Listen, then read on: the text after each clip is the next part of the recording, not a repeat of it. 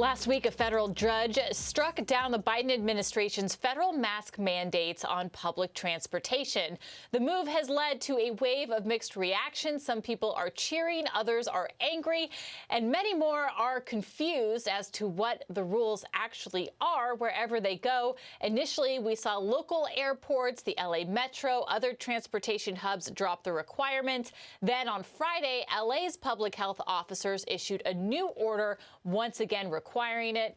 Join us now to break down all the changes is healthcare legal expert Harry Nelson. Harry, you happen to be traveling, so let's just start with you. Obviously, you're not wearing a mask at the airport where you are right now.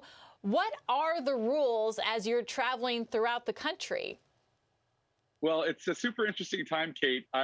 Here I'm actually at the airport in Tel Aviv, about to fly back to Los Angeles, and as soon as the mask mandate was dropped in the United States, it was likewise dropped here.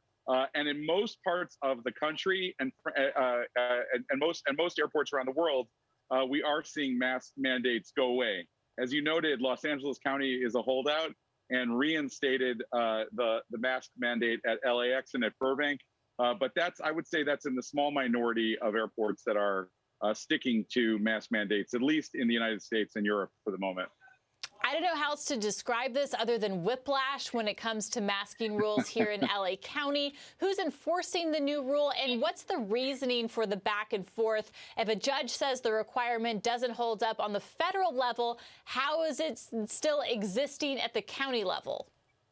Well, the county is right. What we've seen in COVID is that the county, the state, and the federal authorities all have set their own rules. So it is certainly within the power of the Board of Supervisors, who are the people who make decisions for LA County, to reinstate the mask mandate. The challenge that they have is that there are not county officials, for the most part, at the airport. And the county officials who would typically be involved in enforcement would be the sheriff's office, who are under County Sheriff Alex Villanueva, who has indicated that he is not planning to enforce mask mandates in the past. So I don't know if that still holds, but I think that this is a very symbolic move. It's going to mean that the signs and rules that are announced on the overhead PA are going to continue to be for masks, but there's going to be very little enforcement. And I think that mask resistors, or whatever you want to call them, are going to not face significant pressure, except from local from the people who are upset about the mandate going away, to the extent that they can ostracize people for not wearing masks. Yeah, I don't think at any point in the pandemic it's been less predictable, for me at least, to know when I'm going somewhere whether or not masking is going to be required or enforced or socially upheld. It really is a mixed bag all over the place. And even now on airplanes, right? Passengers still have the option of masking up if they choose to. And as you know, we are seeing local cases of COVID-19 start to tick up once again. So what was your experience? I'm curious. You're traveling right now. What have you been seeing on airplanes? It's funny. I've been sort of seeing a kind of split personality. First of all, I spoke to a couple of flight attendants on my flight on the way out here. And the uniform reaction I've gotten from flight attendants is that they like the mask mandate. They're not picking up, don't forget about COVID, they're not picking up the flu and other kind of viral illnesses that they used to, being in close contact with a lot of people on a plane. On the other hand, we heard stories about pilots who received cheers when they announced that the federal decision came down. So I really think people are very split on this.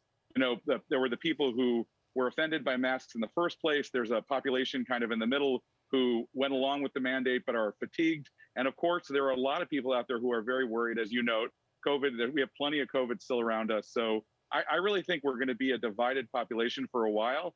And it's tricky to figure out what the best way to be respectful and follow the rules is. It's not an easy time to figure out what to do with masks.